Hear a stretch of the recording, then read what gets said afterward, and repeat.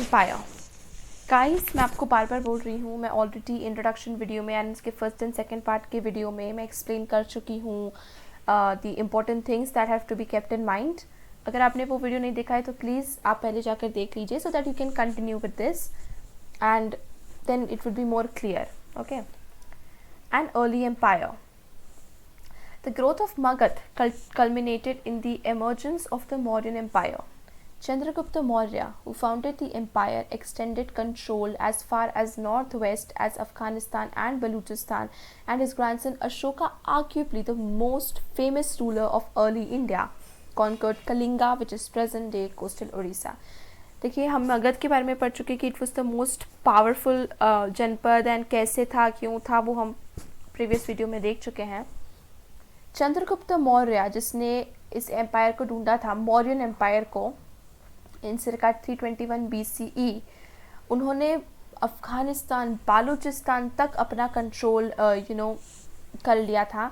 And उनके grandson Ashoka, Chandragupta Maurya के grandson ने तो कलिंगा, जो कि आज प्रेजेंट है उड़ीसा में. तो can you imagine the span, the vast span जहाँ तक पूरा एम्पायर फैला हुआ था. आई मीन फ्रॉम उड़ीसा से लेकर अफ़गानिस्तान वाले रीजन तक, which covers all the present day states of Madhya Pradesh, Chhattisgarh, Punjab, Uttar Pradesh, Bihar, Jammu Kashmir, Pakistan, Afghanistan, ये सब कवर हो जाता है. Finding out about the Mauryas.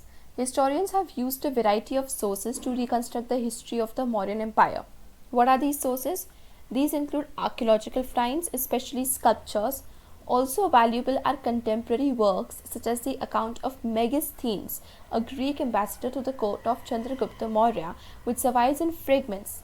Another source that is often used is the Arthashastra, part of which were probably composed by Kautilya or Chanakya, traditionally believed to be the minister of Chandragupta Maurya.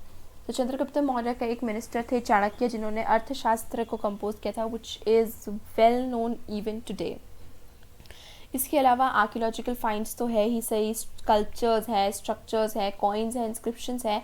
इसके अलावा एक Greek ambassador थे जो कि चंद्रगुप्त मौर्य के court में आए थे, जिनका नाम था मेगिस्थीन्स. एंड इन्होंने चंद्रगुप्त मौर्य एंड मौर्यन एम्पायर के ऊपर में काफ़ी अकाउंट्स लिखे हैं, जो कि आज भले फ्रेगमेंट्स में सर्वाइव करते हैं, बट स्टिल वी नो बहुत कुछ हमें उन अकाउंट्स के थ्रू पता चला है. चाणक्य का एक और नाम था Kautilya, which we are not really sure कि ये अलग पीपल थे या फिर एक ही इंसान था, Kautilya and Chanakya. So but yes, besides the Mauryas are mentioned in the later Buddhist, Jaina and Puranic literature, as well as in Sanskrit literary works. While these are useful, the inscriptions of Ashoka, which are dated this on rocks and pillars, are often regarded as amongst the most valuable sources. तो देखिए, बहुत सारे sources हैं हमारे पास Mauryan empire के लिए. अभी तक मेगिस्थीन्स हो गया, आर्कियोलॉजिकल फाइंड्स हो गए, अर्थशास्त्र हो गया, Jain and Buddhist text and Puranic literature, Sanskrit works, Ashokan inscriptions जो उन्होंने लिखे हैं, all these things. Ashoka was the first ruler who inscribed his messages to his subjects and officials on stone surfaces, natural rocks as well as polished pillars. तो सबसे पहला ruler to have produced inscriptions was Ashoka. उसके under में ही सबसे पहली बार stone surfaces पे हमें writings मिलती है. तो अशोका ने inscriptions लिखे थे to give it as a message to the common people, his subjects. He used the inscriptions to proclaim what he understood to be Dhamma. This included respect towards elders, generosity towards Brahmins and those who renounced worldly life, treating slaves and servants kindly, and respect for religious and traditions other than one's own. तो अशोका जो है वो अपने धम्मा के messages इन inscriptions पे announce करते थे. And what is this धम्मा? कि आप बड़ों को अच्छे से ट्रीट कर रहे हो, सर्वेंट्स को अच्छे से ट्रीट कर रहे हो, आपसे जो छोटे हैं, स्लेव्स हैं, उनको ट्रीट कर रहे हो, उनको रिस्पेक्ट दे रहे हो, आप ब्राह्मण्स की तरफ जेनरस हो, और आपका जो कल्चर है, आपका ट्रेडिशन, आपका रिलीजन है, उसको उसके अलावा बाकियों की भी रिस्पेक्ट कर रहे हो. ओके, ऐसा नहीं कि आप बाकियों को निगलेक्ट कर रहे हो या उनको डिसरिस्पेक्ट कर रहे हो. तो this was all what Ashoka thought to be dhamma. Languages and scripts. Most Ashokan inscriptions were in the Prakrit language, while those in the northwest of the subcontinent were in Aramaic and Greek. तो जो Ashokan inscription है वो तो प्राकृत language में थे, जो one of the earliest languages हमें पता ही है, हमने पहले पढ़ा है इंस्क्रिप्शंस में. नॉर्थ वेस्ट में यानी कि अफगानिस्तान वाले एरिया में अरमाइक एंड ग्रीक ज़्यादा यूज़ की जाती थी। प्राकृत इंस्क्रिप्शंस जो थे वो ब्राह्मी स्क्रिप्ट में लिखे जाते थे। If you remember, Brahmi and the Kharosthi were the two scripts जिसको जेम्स प्रिंसेप ने डिसाइफर किया था। देखिए, language and script is different. Devanagari is the script and Hindi is the language in which the it is written. तो एक लैंग्वेज एक particular script में लिखी जाती है।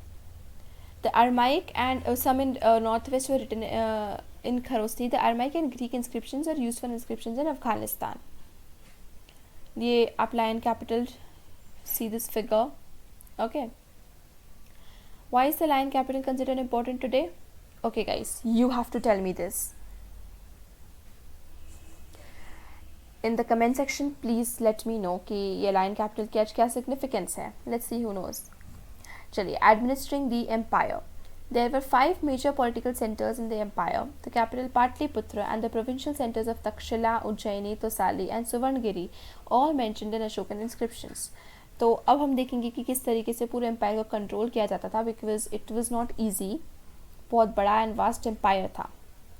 ओके, तो 5 मेजर पॉलिटिकल सेंटर्स थे और वो सेंटर्स थे Pataliputra which was of course the capital, and provincial centres और बाकी इंपॉर्टेंट सेंटर्स है Takshashila, Ujjaini which is Ujjain, Tosali and Suvarnagiri. ये सारे अशोकन इंस्क्रिप्शंस में इसका मेंशन दिख जाता है।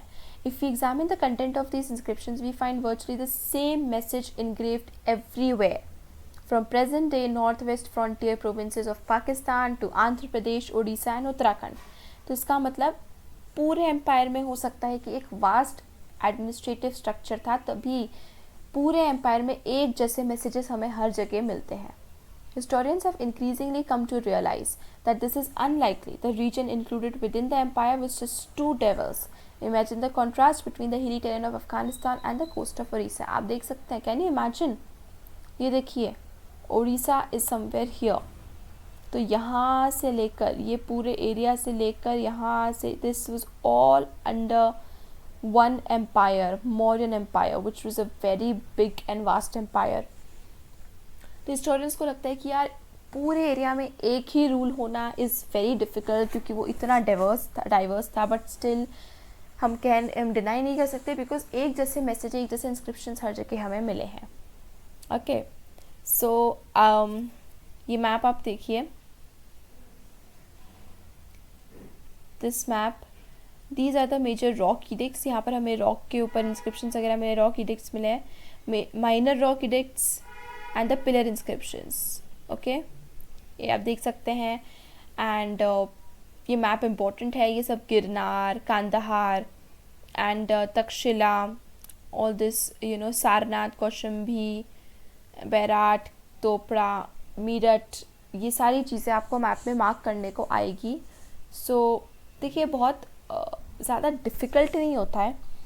बेसिकली अगर आपको पॉलिटिकल मैप आपके इंडिया का पता है तो map would be much easier, because आप क्विकली हर एक लोकेशन को स्टेट में पॉइंट आउट कर पाएंगे। And I am telling you this, अगर आप थोड़ा सा भी स्टेट में अगर आपने करेक्ट मार्क कर दिया, इट्स स्टिल कंसिडरेबल। ओके, जैसे गिरनार गुजरात में है तो आपने यहाँ के बजाय यहाँ पर भी मार्क कर दिया इसको, so it won't be considered wrong. Okay, it's absolutely correct. So आप स्टेट्स याद करिए एंड ये देखिए कि कौन सी लोकेशन कौन सी स्टेट में है, it will be much easier, believe me. It is likely that administrative control was strongest in areas around the capital and the provincial centers. These centers are carefully chosen, both Takshila and Ujjaini being situated on important long-distance trade routes, while Suvarnagiri, literally the Golden Mountain, was possibly important for tapping gold mines of Karnataka. अब देखिए, capital जो थी वो पाटलिपुत्रा, वो भी एक strategic उसकी वजह से चूज़ की गई थी। It was a capital for a reason. जो हमने प्रोविंशियल सेंटर्स पढ़े हैं वो भी उसके वजह से चूज़ की गई थी, बिकॉज उनकी इम्पोर्टेंस थी, उनका सिग्निफिकेंस था। जैसे कि उज्जैनी थी, यहाँ पर ये एक इम्पॉर्टेंट ट्रेड रूट था, लॉन्ग डिस्टेंस ट्रेड रूट। जैसे किसी को भी आना होगा तो वो यहाँ से आएगा एंड यहाँ से जाएगा, सो या फिर it was on the cross roads. ये देखिए यहाँ से, तो ये उज्जैनी एक सेंटर में पड़ती है, इस वजह से Ujjaini was a very important long distance trade route. इसी तरीके से तक्षशिला जो कि यहाँ पर है, ये भी एक इम्पॉर्टेंट ट्रेड रूट था, लॉन्ग डिस्टेंस ट्रेड रूट था, तो इसलिए इनको चूज़ किया गया था ताकि ये वेल्दी रहे, ये सेंटर्स इंपॉर्टेंट रहे, यहाँ पे बहुत हसल बसल भी थी, तो यहाँ पर जो रूल था वो ज़्यादा स्ट्रॉन्ग था। ओके, सुवर्णगिरी इंपॉर्टेंट थी बिकॉज यहाँ पे गोल्ड माइंस के लिए, यहाँ पे बहुत ज़्यादा गोल्ड माइंस थी कर्नाटका में, जो गोल्ड माइंस उसको एक्सेस करने के लिए तो सुवर्णगिरी एक इम्पॉर्टेंट सेंटर थी। गोल्ड उस वक्त भी बहुत प्रेशियस था। Communication along both land and riverine routes was vital for the existence of the empire. Transportation का आज भी इम्पोर्ट एक्सपोर्ट इम्पॉर्टेंट है ही सही। Journeys from the centre to the provinces could have taken weeks if not months. देखिए उस time पे ऐसे कार्स एंड बाइक्स नहीं होती थी, you don't know right. Carts होती थी, हॉर्सेज होते थे, उन्हीं के थ्रू ट्रैवल किया जाता था। सो जो जर्नी होती थी इट वुड टेक, बहुत टाइम लगता था इन जर्नीज को कंप्लीट होने में। This meant arranging for provisions as well as protection for those who were on the move. It is obvious that the army was an important means for ensuring the latter. Megasthenes mentions a committee with 6 subcommittees for coordinating military activity. तो एक मेगास्थीन्स 6 committees mention करता है, उसमें फिर मतलब एक committee mention करता है, उसके अंदर 6 सब कमिटीज़ हैं, उनका क्या क्या रोल था वो मेगास्थीन्स मेंशन करता है। ये मिलिट्री एक्टिविटी को कोऑर्डिनेट करने के लिए, जैसे कि एक सब committee looked after the navy, the second managed transport and provisions, third was responsible for foot soldiers, fourth for horses, fifth for chariots, and the sixth for elephants. The activities of the second subcommittee were rather varied, arranging for bullock carts to carry equipment, procuring food for soldiers and fodder for animals, and recruiting servants and artisans to look after the soldiers. तो एक proper system यहाँ पर हमें visible है कि military में भी आज भी होता है। General, lieutenant, colonel, foot soldiers, army, navy, air force.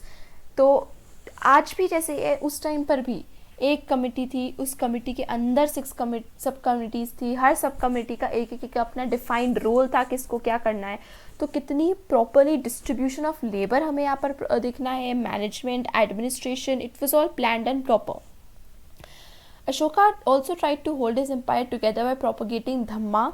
तो मतलब आर्मी का यूज़ करते थे, प्रोविंशियल सेंटर्स तो यूज़ में लेती थे, वेल्थ एंड पावर उस तरीके से दिखाती थी। इसके अलावा धम्मा वॉज वन थिंग जिसका अशोका बहुत यूज़ करता था to control his empire. The principles of which as we have seen were simple and virtually universally applicable. This, according to him, would ensure the well-being of people in this world and the next. Special officers known as Dhamma Mahamatta were appointed. तो अशोका जो थे वो धम्मा महामत्ता इसको appoint करता था, ये ensure करने के लिए कि धम्मा was being followed and धम्मा का मैसेज स्प्रेड करने के लिए। सो हमने यहाँ पर देखा how was the administration going on. Here is an excerpt from the account of Megasthenes. What did the king's official did?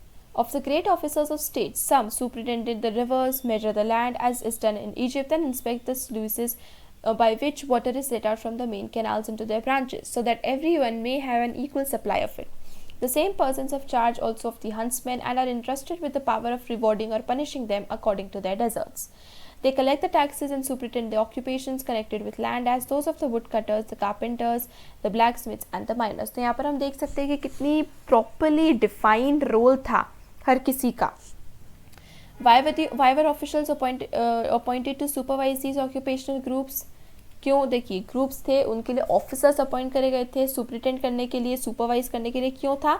Of course for the better administration, management, कि अगर कोई अपना काम ढंग से नहीं कर रहा है तो उसका सुपरवाइज़र इंश्योर करे, अगर वो नहीं कर रहे हैं तो वो उनका सुपरवाइज़र। तो एक पूरा हायरार्की चल रही थी which would ensure everything properly, कि पूरी तरीके से administration is proper. How important was the empire?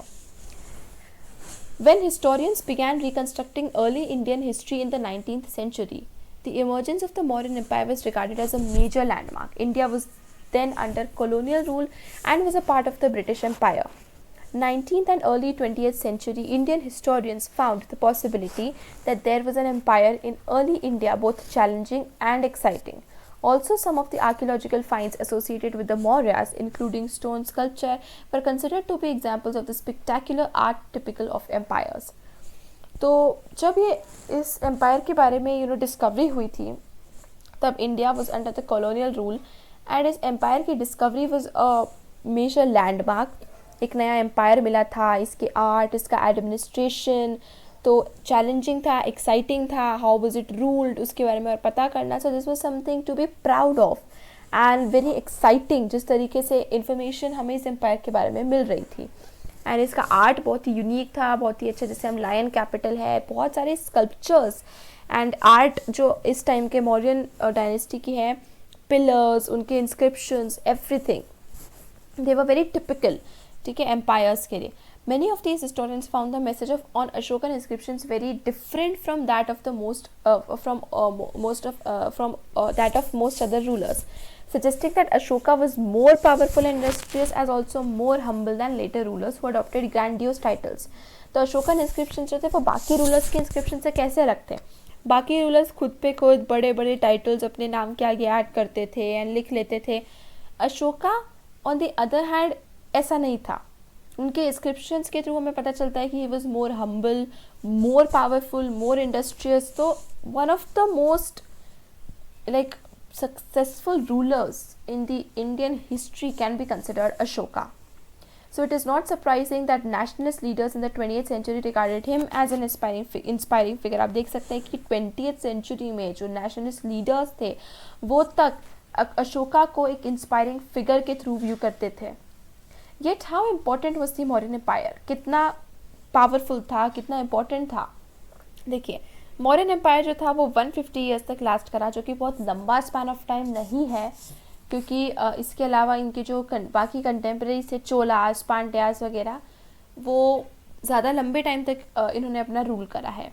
Okay, if you look at map 2 you will notice that the empire did not encompass the entire subcontinent. पूरा सब continent भी नहीं था. जो पिंक एरिया था यहाँ पर मैप 2 में, ये देखिए, ये एरिया ही ज़्यादातर जो था वो था. And also even within the frontiers of the empire, control was not uniform. By the 2nd century BC, new chiefdoms and kingdoms emerged in several parts of the subcontinent. तो यहाँ जैसे साउथ में चोलास, पांड्यास वगैरह भी ज़्यादा पावरफुल होने लगे, emerge होने लगे, न्यू किंगडम्स इमर्ज होने लगे. तो इतना पावरफुल नहीं, मतलब भले ही Ashoka was a very good ruler, one of the best rulers regarded, but Mauryan empire जो था वो बहुत लंबे टाइम तक नहीं था. 150 years which is shortest span of time as compare to other empires. And इसकी वजह से मतलब उनका रूल जो था वो इतना भी यूनिफॉर्म नहीं था, पूरे एम्पायर में भी नहीं था. सो येस, उसकी अपनी प्रोज कॉन्स या उसके अपने वो थे, बट स्टिल मौर्यन एम्पायर की discovery was a major landmark in the Indian history.